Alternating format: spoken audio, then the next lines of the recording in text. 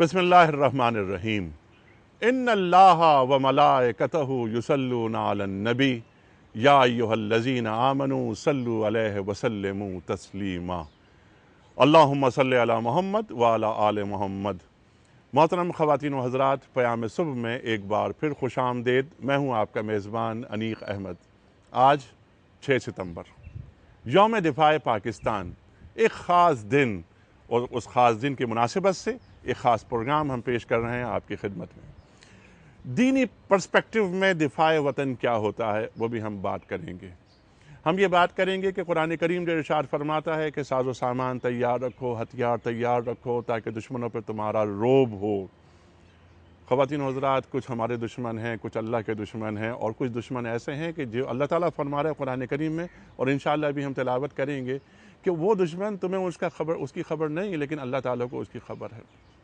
انفاق کی بات کی جا رہی ہے دفاع کے لیے۔ زندہ قومیں اپنے شہداء کو فراموش نہیں کرتی، اپنے ہیروز کو فراموش نہیں کرتی، ان خاص دنوں کو فراموش نہیں کرتی۔ جس طرح 14 اگست سن 47 کو تخلیق پاکستان ہوئی، اس کے بعد استحکام پاکستان کے لیے، وطن کی بنیادوں کو مضبوط کرنے کے لیے ہمارے شہداء نے اپنے لہو کا نذرانہ پیش کیا۔ خواتین و حضرات، جس طرح 14 اگست ایک اہم تاریخ ہے ہمارے وطن کی، اس طرح ستمبر کی 6 تاریخ کو ہم کبھی فراموش نہیں کر سکتے۔ دشمن کے ناپاک عزائم، مذموم عزائم ملیہ میٹ کر دیا گیا، ان کے مکر کو ڈھا دیا گیا۔ خواتین و حضرات، ایک قیادت ہوتی ہے۔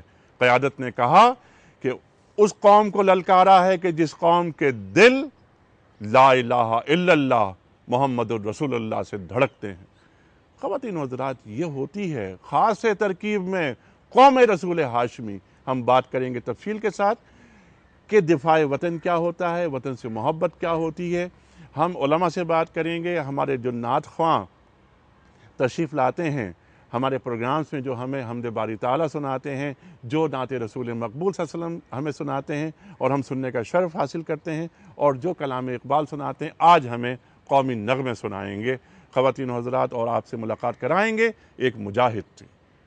وہ مجاہد جس نے سن 65 کی جنگ اپریل میں رنکچ کے محاذ پر، اور اس کے بعد سپٹمبر میں کھیم کرن پر داد شجاعت دی۔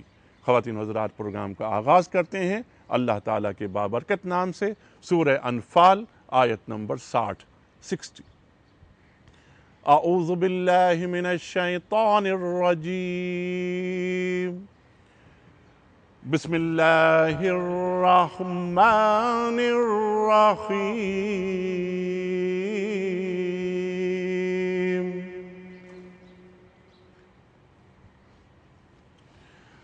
وَأَعِدُّوا لَهُم مَّا اسْتَطَعْتُم مِّن قُوَّةٍ وَمِن رِّبَاطِ الْخَيْلِ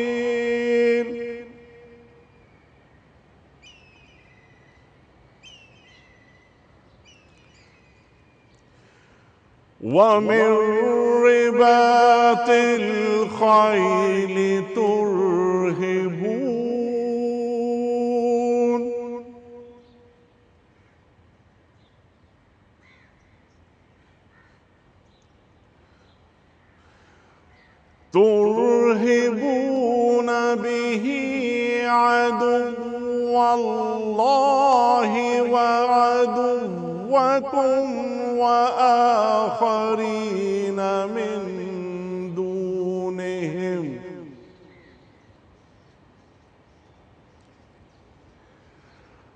لا تعلمونهم اللہ یعلمهم وما تنفقوا من شيء في سبيل الله يوفى إليكم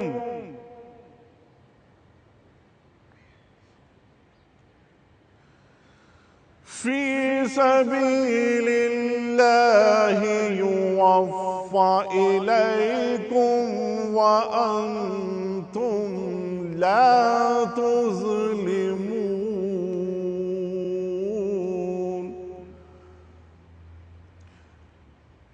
يوفى إليكم وأنتم لا تظلمون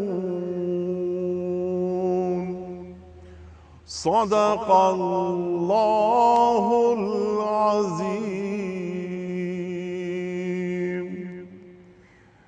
خواتین و حضرات، سورہ انفال آیت نمبر 60، اللہ تعالیٰ ارشاد فرماتا ہے کہ اور ان کافروں کے لیے جس قدر تم سے ہو سکے قوت یعنی ہتھیار سے اور پلے ہوئے گھوڑوں سے سامان درست رکھو کہ اس کے ذریعے سے تم اپنا رعب جمائے رکھو ان پر جو کہ کفر کی وجہ سے اللہ کے دشمن ہیں اور تمہارے دشمن ہیں، اور ان کے علاوہ دوسروں پر بھی جن کو تم بالیقین نہیں جانتے مگر اللہ ان کو جانتا ہے، اور اللہ کی راہ میں جو کچھ بھی خرچ کرو گے وہ تم کو پورا پورا دے دیا جائے گا اور تمہارے لیے کچھ کمی نہ ہوگی۔ صدق اللہ العظیم۔ خواتین و حضرات، یوم دفاع پاکستان کے حوالے سے خصوصی پروگرام تشریف فرمائے محترم ڈاکٹر محسن نقوی صاحب، سب آپ سے واقف مولانا شجاع الدین شیخ صاحب، ہمارے ملک کا بہت ممتاز محبوب مقبول نام، ہمارے نعت خواں، ہمارے ثنا خوان رسول کریم صلی اللہ علیہ وسلم سے منسوب آپ کی آواز محمد اسد ایوب صاحب، جن سے ہم آج قومی نغمے سنیں گے انشاءاللہ تعالی، اور ہمارے خصوصی مہمان جو تشریف فرمائے اسلام آباد میں، نام ہے ان کا بریگیڈیئر ٹیپو۔ سر السلام علیکم۔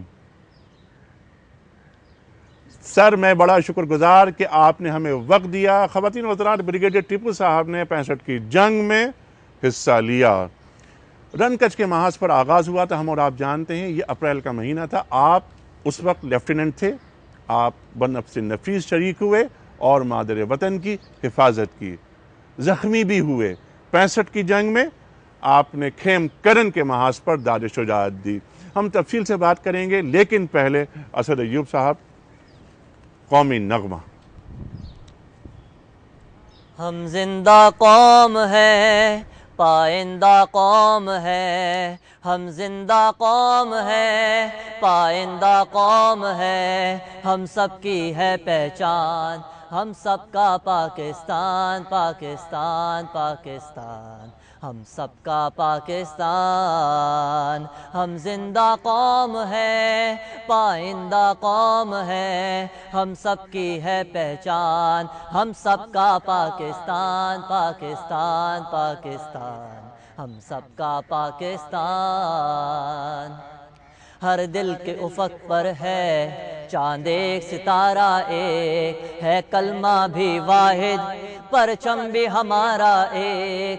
ہر دل کے افق پر ہے چاند ایک، ستارہ ایک ہے، کلمہ بھی واحد، پرچم بھی ہمارا ایک۔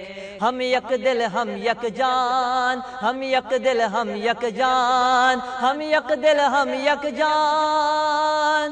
ہم زندہ قوم ہے، پائندہ قوم ہے، ہم زندہ قوم ہے، پائندہ قوم ہے، ہم سب کی ہے پہچان، ہم سب کا پاکستان، پاکستان، پاکستان، ہم سب کا پاکستان۔ اخلاص یقین تنظیم ہے ملت کا منشور، ہر جادہ و منزل پر ملت کے دل کا نور۔ اخلاص یقین تنظیم ہے ملت کا منشور، ہر جادہ و منزل پر ملت کے دل کا نور۔ اللہ نبی قرآن، اللہ نبی قرآن، اللہ نبی قرآن۔ ہم زندہ قوم ہے، پائندہ قوم ہے، ہم زندہ قوم ہے، پائندہ قوم ہے، ہم سب کی ہے پہچان، ہم سب کا پاکستان، پاکستان، پاکستان، ہم سب کا پاکستان۔ اسلام کے لشکر میں ہے قاسم سے فرزند، اس ملک و ملت میں بچے بھی کڑی کمر، اسلام کے لشکر میں ہے قاسم سے فرزند، اس ملک و ملت میں بچے بھی کڑی کمند، بوڑھے بھی کڑی کمان، بوڑھے بھی کڑی کمان، بوڑھے بھی کڑی کمان، ہم زندہ قوم ہے پائندہ قوم ہے، ہم زندہ قوم ہے پائندہ قوم ہے، ہم سب کی ہے پہچان، ہم سب کا پاکستان، پاکستان پاکستان، ہم سب کا پاکستان۔ کیا کہنے، سبحان اللہ سبحان اللہ، واہ واہ واہ واہ۔ میں چلتا ہوں اسلام آباد، تشریف فرما ہے بریگیڈیئر ٹیپو صاحب۔ سر یہ فرمائیے کہ 65 کی جنگ آپ نے لڑی، کیا جذبے تھے قوم کے، کن جذبوں کے تحت آپ لڑ رہے تھے، کیا آپ کے ذہن میں تھا؟ اور میرا سوال یہ ہے کہ ان جذبوں میں آپ آج بھی اس قوم کو دیکھتے ہیں یا ہمارے جذبے کچھ مدھم ہیں؟ ٹیپو صاحب، ایسا ہے کہ 65 کی جب جنگ شروع ہوئی تو میں کہوں گا کہ ایک ہی دن میں ایک ہجوم جو تھا وہ ایک قوم بن گیا، اور کیا بات ہے، کیا وہ بات ہے۔ ایک ایسا جذبہ اس دن ابھرا کہ اس کی کوئی مثال ہماری تاریخ میں نہیں ملتی۔ کیا بات، صدر صاحب کی، فیلڈ مارشل ایوب کی تقریر جب ہم لوگوں نے سنی، اس وقت ہم رائے ونڈ میں موجود تھے، اور وہاں پر نعرہ تکبیر بلند ہوتے رہے۔ ایک ایسا جذبہ اندر سے تھا کہ فوری طور پر دشمن پر حملہ آور ہوں، اور جو اس نے ناپاک ایک جسارت کی ہے وطن پاک پر حملہ کرنے کی، اس کو جواب دیں۔ ٹھیک، اور میں کہتا ہوں کہ یہ جذبہ جو تھا یہ سب میں تھا، فوجیوں میں تھا، آپ کہہ لیجئے کہ سیولینز میں تھا، دیہاتیوں میں قوم تھا، میں تھا، شہریوں میں تھا، پوری قوم میں تھا۔ کاش کہ ہم اس کو قائم رکھ سکتے۔ ٹھیک ٹھیک۔ اچھا، اب میرا سوال آپ سے یہ ہے کہ آپ کھیم کرن کے محاذ پہ تھے، ہم اس پہ بات کریں گے، جذبے قائم کیوں نہیں رکھ سکے، کیا اس میں کمی آئی، لیکن کیا جب کوئی موقع آتا ہے، 2005 کا زلزلہ آیا، پوری قوم ایک ہو گئی، خاص ہے ترکیب میں قوم رسول ہاشمی، کرائسس ہوتے ہیں، ایسے معاملات آ جاتے ہیں تو پوری قوم یک جان یک زبان ہو جاتی ہے۔ لیکن ذرا ہم چلتے ہیں کھیم کرن کے محاذ پر، آپ موجود ہیں، ایک مسلمان جب جذبہ شہادت سے سرشار ہو کر ملک کا دفاع کرتا ہے، اور ایک شخص جو صرف اپنی زمین کا دفاع کرتا ہے اس میں جذبہ شہادت موجود نہیں ہوتا، دو مختلف سوچیں ہیں، ان میں کیا فرق پاتے ہیں آپ؟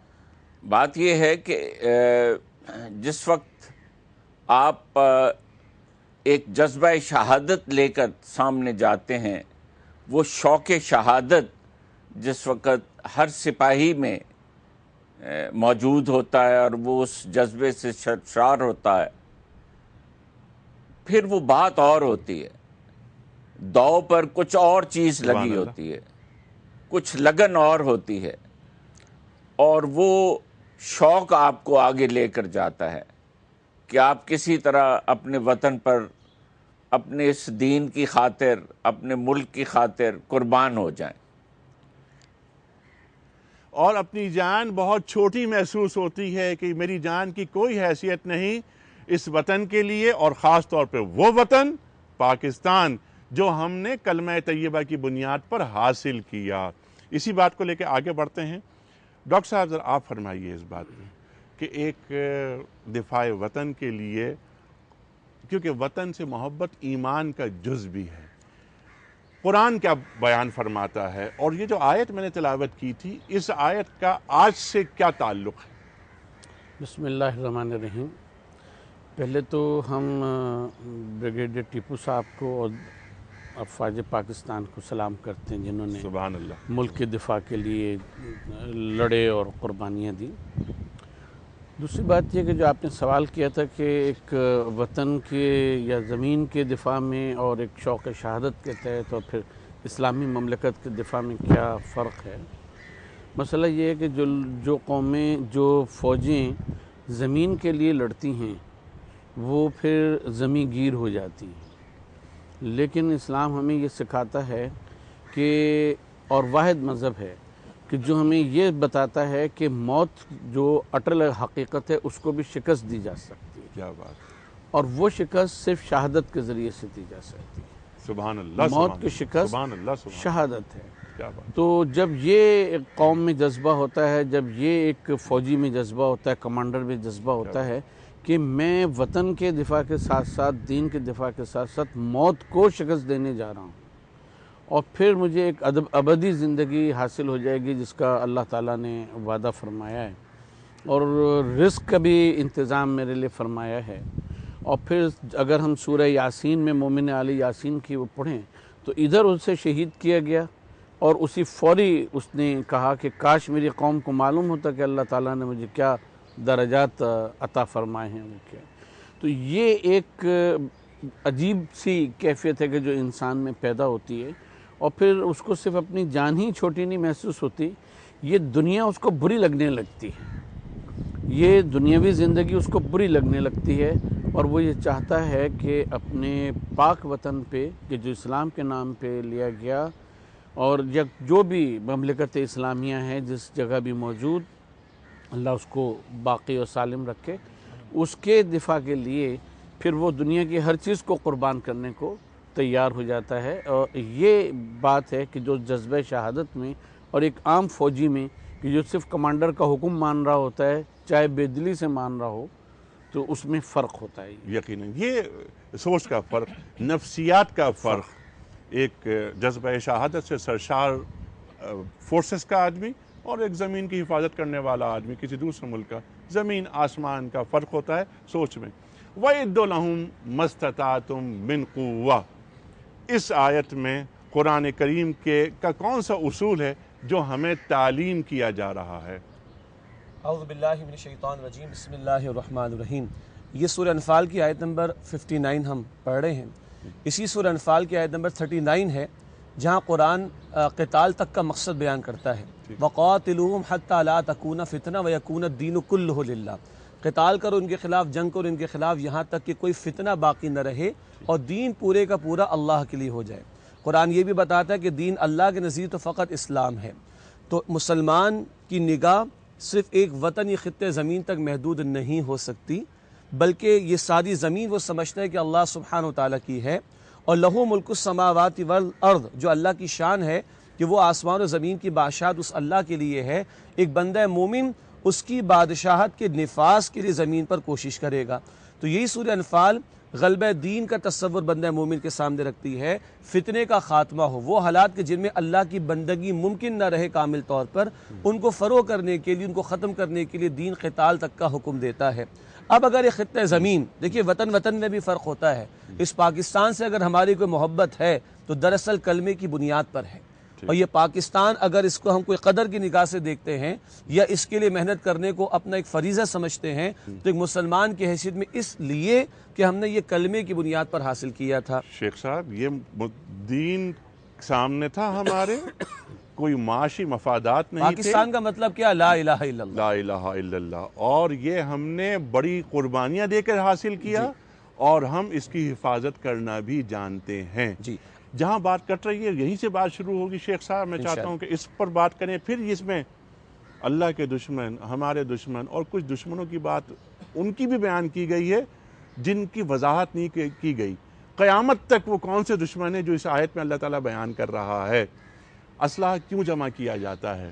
دشمنوں پر، کافروں پر روب پڑے، صرف روب پڑنے کے لیے، یا ان کافروں سے کوئی تعلق نہ رکھا جائے کہ جو بظاہر تو ہمارے دوست ہیں لیکن وہ اللہ اور اللہ کے رسول کے دشمن ہیں؟ یہ بھی قرآن کریم کی ایک آیت ہے، میرے خیال سورہ حجرات میں ہے، لا تتخذوا سورہ مائدہ میں، سورہ مائدہ میں کیا آیت ہے یہ؟ لا تتخذوا اليہود والنصارى اولیاء. ایک تو یہ ذکر ہے، عدوی و عدوکم، وہ سورہ ممتحنہ میں ہے. سورہ ممتحنہ میں وہ کون سی آیت ہے شیخ صاحب؟ یا ایھا الذین آمنوا لا تتخذوا عدوی، لا تتخذوا، اپنے ان لوگوں کو جو میرے دشمن، اللہ تعالیٰ فرماتے ہیں کہ دوست نہ بنانا. میرے دشمنوں کو اپنا دوست نہ اور بناؤ. سورہ ممتحنہ میں مزید آگے چل کے گفتگو آتی ہے، بات کریں گے. خواتین و حضرات، اللہ کے دشمنوں کو، اللہ کے رسول صلی اللہ علیہ وسلم کے دشمنوں کو کیا ہم دوست بنا رہے ہیں یا نہیں بنا رہے، اس پر بھی ہم بات کریں گے. یہی بات کریں گے کہ کیوں اسلحے میں خود کفیل بننے کا درس دیا جا رہا ہے اس صورت میں. اور خواتین و حضرات، پاکستان الحمدللہ ثم الحمدللہ دنیا کا واحد مسلمان جوہری توانائی رکھنے والا ملک ہے. ہمارے پاس ایٹم بم ہے. بعض لوگ اعتراض کرتے ہیں کہ یہ کیوں اس ملک میں بجلی نہیں ہے، پانی نہیں ہے، خوراک نہیں ہے، نوکریاں نہیں ہیں، ان کو کیا ضرورت تھی ایٹم بم بنانے کی؟ اس کا جواب ہم لیں گے بریگیڈیئر ٹیپو صاحب سے کہ اسلحے میں خود کفیل ہونا، خود مختار ہونا کتنا ضروری ہوتا ہے. آ رہے ہیں ایک بریک کے بعد.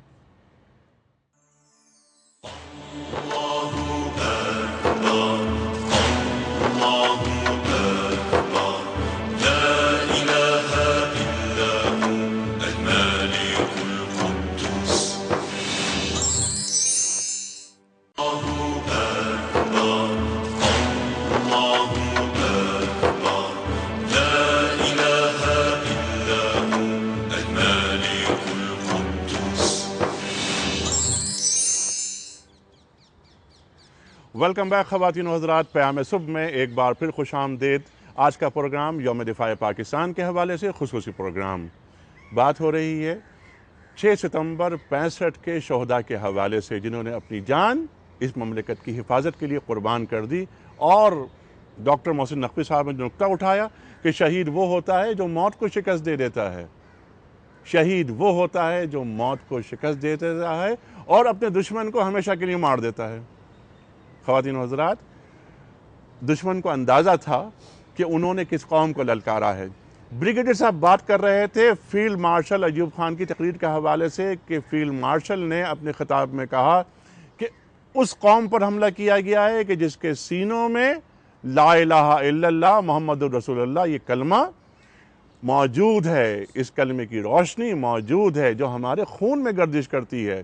خواتین و حضرات، قیادت، فیلڈ مارشل کی قیادت، اس پر بھی ہم بات کریں گے بریگیڈیئر صاحب سے. لیکن اقبال کا ایک شعر مجھے یاد آ رہا ہے کہ میں نے اے میر سپاہ تیری سپاہ دیکھی ہے، قل هو اللہ کی شمشیر سے خالی ہے نیام. یہ قل هو اللہ کی شمشیر کیا ہوتی ہے اور کیا اس شمشیر کے بغیر قوموں میں جذبہ شہادت پیدا کیا جا سکتا ہے؟ بریگیڈیئر صاحب، میں آپ کے سامنے سوال رکھ رہا ہوں کہ قیادت کا کتنا بڑا ہاتھ ہوتا ہے قوموں کو زندہ کرنے میں؟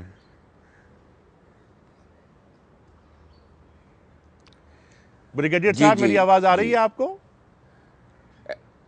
جی، میرا سوال پہنچا میں آپ عرض تک؟ کرتا ہوں کہ شہادت جی کے بارے میں جو آپ نے بات کی اور جذبوں کے بارے میں بات کی،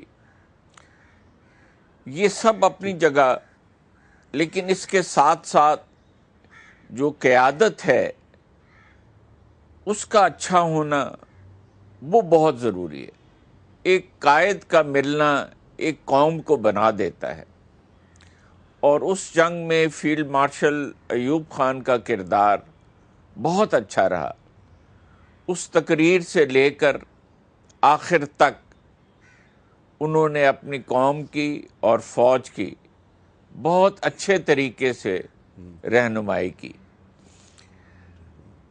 انفارچونیٹلی وہ جو قیادت کا ایک ریزالو اس وقت ہمیں ملا، وہ بعد میں ہمیں اس میں کمی محسوس ہوئی.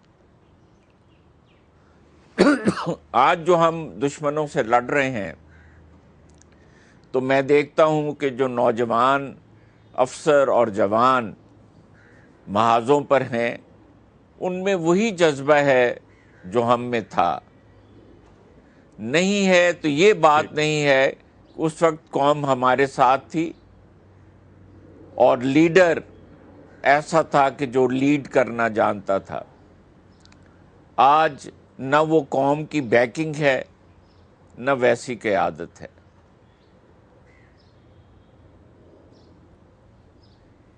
اچھا، اس کا حل؟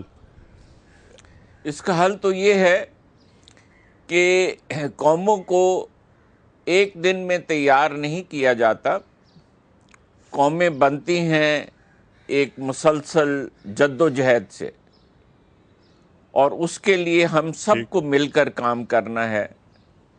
قیادت ہم ہی میں سے آتی ہے، ہم چنتے ہیں۔ اگر ہم غلطی کریں گے اور صحیح قیادت اپنے لیے منتخب نہیں کریں گے تو پھر وہ جو قیادت کا رول ہے وہ اس طرح موجود نہیں۔ یہ ایک ہجوم تھا جس کو ایک قوم کی شکل دے دی گئی تھی 65 کی جنگ میں۔ 65 کی جنگ کے جب ہم حالات پڑھتے ہیں کتابوں میں تو نہ کوئی سنی تھا، نہ کوئی شیعہ تھا، نہ کوئی پنجابی تھا، نہ کوئی سندھی تھا، نہ کوئی بلوچ تھا، نہ کوئی پٹھان تھا۔ ایک قوم تھی اور سب کا رخ ایک جانب تھا کہ دشمن کو شکست دینی ہے۔ ان جذبوں کو توانا کرنے کے لیے بریگیڈیئر صاحب سب سے بڑی بات تو آپ نے فرمائی کہ قیادت ہونی چاہیے، نگہ بلند، سخن دل نواز، جاں پرسوز۔ یہی ہے رخت سفر میر کارواں کے لیے۔ یہ نگہ بلند، سخن دل نواز، جاں پرسوز یہ پیدا کیسے ہوتی ہے؟ کیا قرآن کریم سے تمسک کے بغیر، قرآن کریم کو اپنا امام بنائے بغیر کیا ہم یہ خوبی حاصل کر سکتے ہیں؟ ایسا ممکن نہیں ہے۔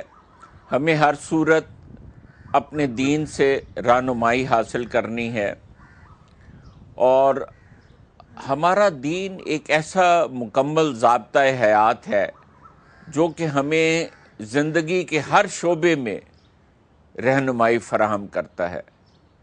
کاش کہ ہم مسلمان ہو جائیں اور شیعہ سنی نہ رہیں، دیوبندی بریلوی نہ رہیں، اہل حدیث نہ بن جائیں، پنجابی نہ ہوں، سندھی نہ ہوں، پٹھان نہ ہوں، مسلمان بن جائیں اور اس کے بعد پاکستانی بن جائیں۔ کیا بات ہے! جس دن یہ ہو جائے گا سبحان اللہ، ہماری تمام مشکلات حل ہو جائیں گی۔ سبحان اللہ، سبحان اللہ۔ یہ بات رکھیں گے جاری۔ شیخ صاحب، آپ جو بات فرما رہے تھے، جہاں بات کٹی تھی آپ کی، میں اس کو جوڑتا ہوں قرآن کریم کی اسی آیت سے، وَإِدُّ لَهُم مَا اسْتَطَعْتُم مِّن قُوَّةٍ، ارشاد فرمائے اس آیت میں جو اللہ کے دشمن ہیں، جو ہمارے دشمن ہیں، اور وہ دشمن جن کو ہم نہیں جانتے، ان کے تعلق سے قرآن کریم کیا تعلیم کر رہا ہے؟ بسم اللہ الرحمن الرحیم۔ دیکھیے قرآن کہہ رہا ہے کہ جس قدر تم میں استطاعت ہو تم تیاری رکھو، قوت کے ذریعے بھی اور پلے ہوئے گھوڑوں کے ذریعے بھی۔ یہ آیت یہ درس دے رہی ہے کہ توکل کا صحیح تر مفہوم کیا ہے۔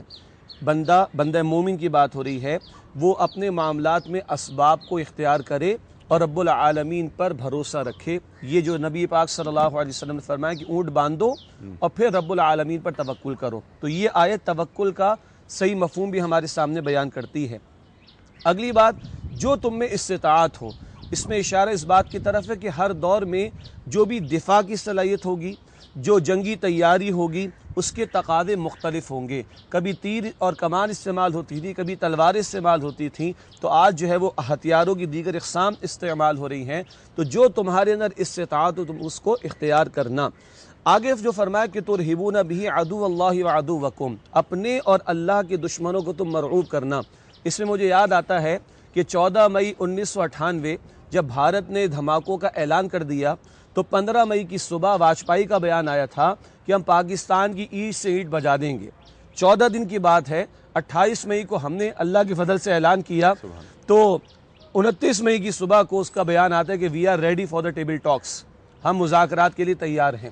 تو یہ گویا کہ ایک عملی تصویر ہے اس آیت کی جو دکھائی دیتی ہے، ترہبون بہ عدو اللہ وعدوکم، اس کے ذریعے سے اپنے دشمنوں کو اور اللہ کے دشمنوں کو مرعوب رکھنا۔ بندہ مومن اگر واقعتاً بندہ مومن ہے تو اللہ کا دشمن اور اس کا دشمن ایک ہی ہوگا، اور وہ دشمن ہوگا جو اللہ کے دین کی راہ میں رکاوٹ ڈالنے والا ہو، جس کی طرف بریک سے پہلے میں نے آپ کے سامنے اشارہ کیا تھا۔ ایک اور بات قرآن نے فرمائی کہ لا تعلمونہم، وہ دشمن وہ بھی ہیں جنہیں تم نہیں جانتے ہو، اللہ یعلمہم، اللہ سبحانہ وتعالی انہیں جانتا ہے۔ یہ اشارہ قیامت تک کے لیے ہے۔ ہمارے قدیم مفسرین نے ایران کا ذکر کر دیا، اس وقت کے ایران کا، ہمارے قدیم مفسرین نے دیگر علاقوں کا ذکر فرما دیا، یقیناً اس دور کے اعتبار سے بھی سازشیں ہوں گی، یہ آج کے اعتبار سے بھی ہوگا، یہ کل کے اعتبار سے بھی ہوگا۔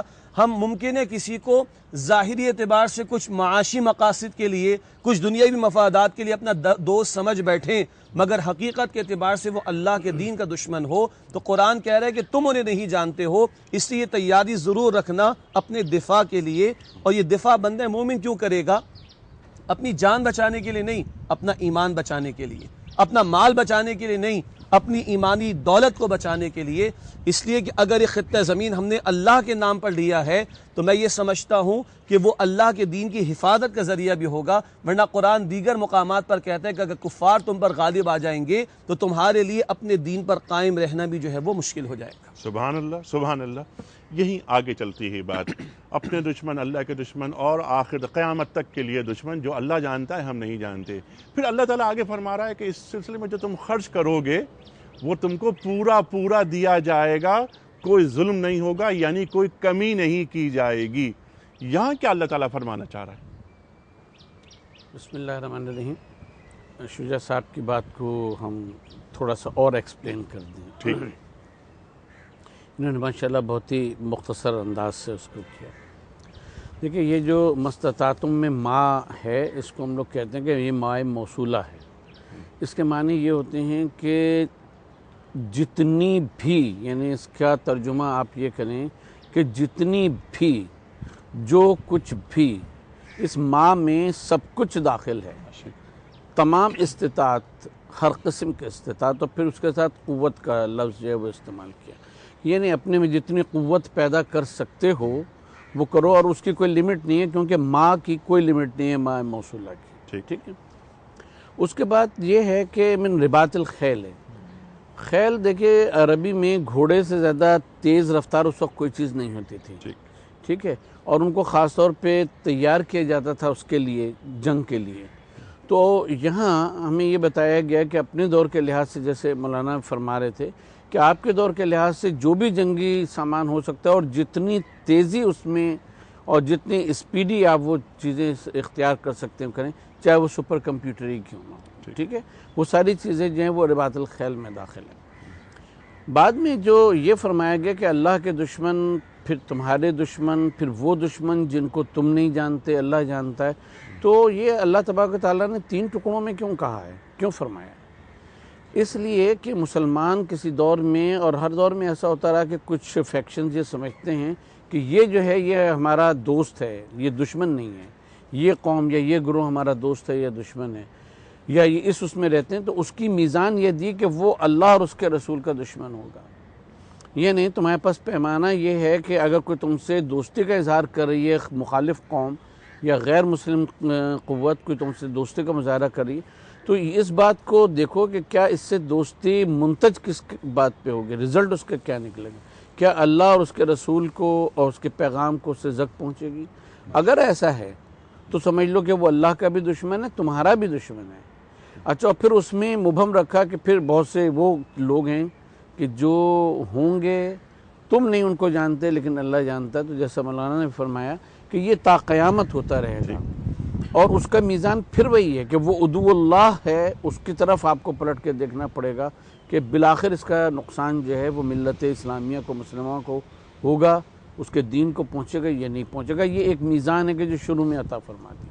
اب باقی خرچ کی بات آ گئی۔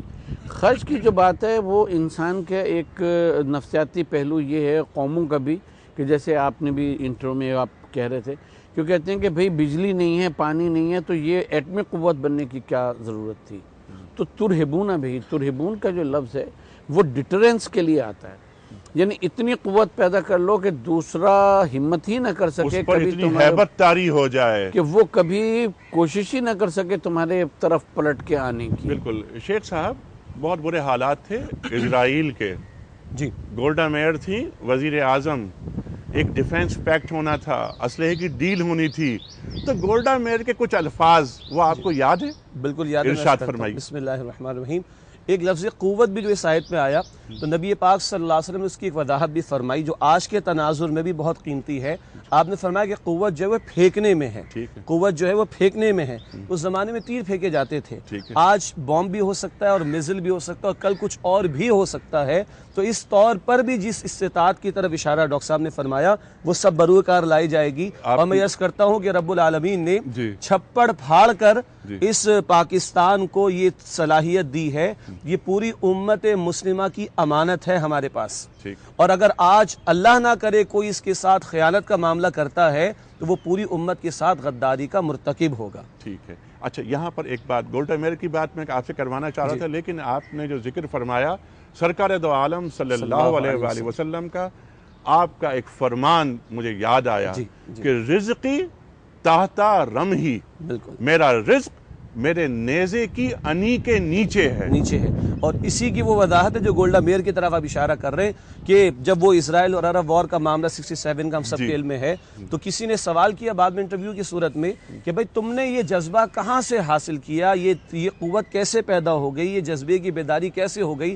تو اس نے کہا میں نے محمد صلی اللہ علیہ وسلم کی ہسٹری پڑھی ہے. وہ محمد صلی اللہ علیہ وسلم کے جن کے حجرے میں فاقے ہوا کرتے تھے, اس سے قبل کا معاملہ وہ بھی تھا کہ 2 مہینے کے فاقے ہوا کرتے تھے. جب دنیا سے تشریف لے جا رہے تھے جو کے چند دانے کونے میں رکھے ہوئے گھر کے اندر یا حجرے کے اندر, اور زرہ کسی یہودی کے پاس جو ہے وہ رکھی ہوئی گروی کولیٹرل کے طور پر, لیکن 9 تلواریں محمد صلی اللہ علیہ وسلم کے حجرے میں جو ہے وہ لٹکی ہوئی ہیں. تو جو قوم مرنے کو تیار ہو جائے, جان دینے کو تیار ہو جائے, اس کو پھر کوئی شکست نہیں دے سکتا. آج کوئی یہودی ہو کر یہ سبق لے لے, کوئی نصرانی ہو کر یہ سبق لے لے, ہم مسلمان یہ سبق نہ لے سکے تو ہمیں اپنے گریبانوں میں جھانکنا چاہیے کیا ہم واقعتاً صحیح دعویٰ کر رہے ہیں رسالت میں اور ہم سے غلطیاں کہاں کہاں ہو رہی ہیں. نیور ٹو لیٹ والی بات ہے کہ ابھی تاخیر نہیں ہوئی ہے. میں بار بار میں ایک مصرع پڑھتا ہوں, وہ اقبال کا مصرع ہے کہ خاص ہے ترکیب میں قوم رسول ہاشمی. اس طرح کے معاملات آتے رہتے ہیں لیکن دوبارہ ہم راہ راست پہ آ جاتے ہیں. اللہ تعالی ہمیں وہ حالات پیدا کر کے دکھاتا ہے کہ دیکھو تم 2005 کا زلزلہ آ گیا جیسے آپ نے مثال دی, اور مواقع آ گئے, اللہ دکھاتا ہے تم اب بھی جمع ہو سکتے ہو. لیکن انیس صاحب ایک حد ہوتی ہے نا, اللہ رب العالمین ایک حد تک مہلت دیتا ہے.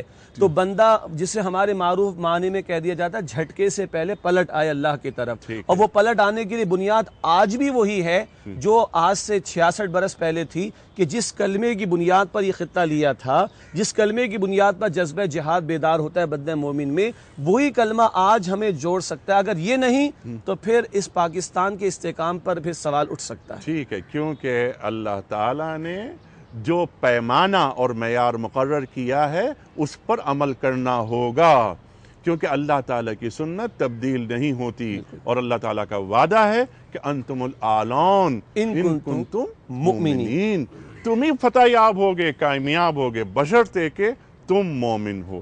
بریگیڈیئر صاحب میں چاہتا ہوں کہ کنکلوڈ آپ کریں آج کے پروگرام کو.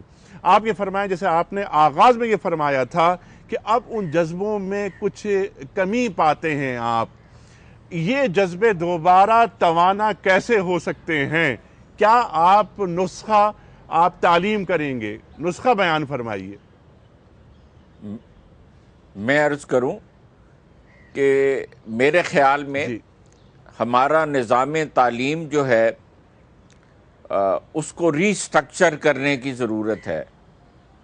ہمارا نظام تعلیم بہت اچھی بات, اچھے بابو تو بناتا ہے, اچھے قائد پیدا نہیں کر سکتا.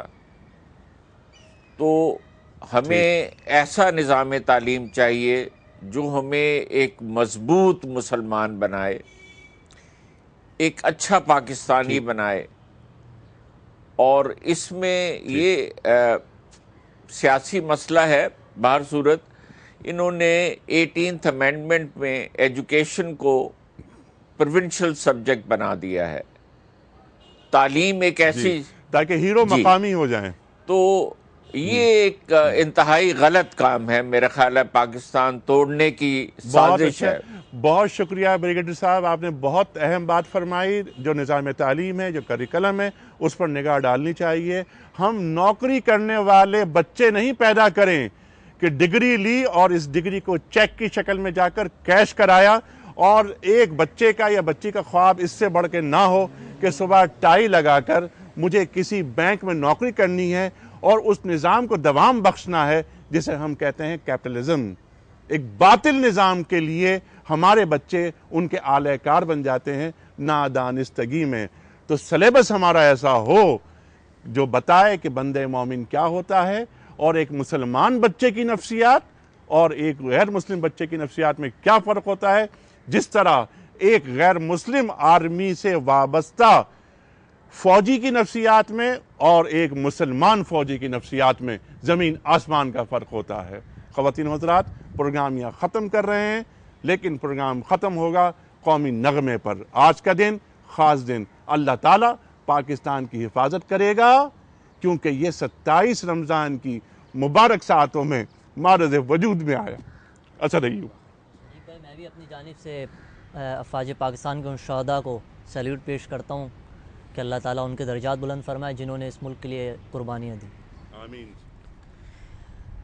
تیرا پاکستان ہے یہ میرا پاکستان ہے، تیرا پاکستان ہے یہ میرا پاکستان ہے، اس پہ دل قربان اس پہ جان بھی قربان ہے، اس پہ دل قربان اس پہ جان بھی قربان ہے۔ اس کی بنیادوں میں ہے تیرا لہو میرا لہو، اس سے تیری آبرو ہے اس سے میری آبرو، اس کی بنیادوں میں ہے تیرا لہو میرا لہو، اس سے تیری آبرو ہے اس سے میری آبرو، اس سے تیرا نام ہے اس سے میری پہچان ہے، اس سے تیرا نام ہے اس سے میری پہچان ہے، اس پہ دل قربان اس پہ جان بھی قربان ہے، اس پہ دل قربان اس پہ جان بھی قربان ہے۔ ایک دیار نور و نکہت وادی مہران ہے، نور آنکھوں کا میری خاک بلوچستان ہے، دل ہے سرحد کی زمین پنجاب جسم و جان ہے، دل ہے سرحد کی زمین پنجاب جسم و جان ہے، اس پہ دل قربان اس پہ جان بھی قربان ہے۔ یہ میرے قائد کی جیتی جاگتی تصویر ہے، یہ میرے قائد کی جیتی جاگتی تصویر ہے، شاعر مشرق کے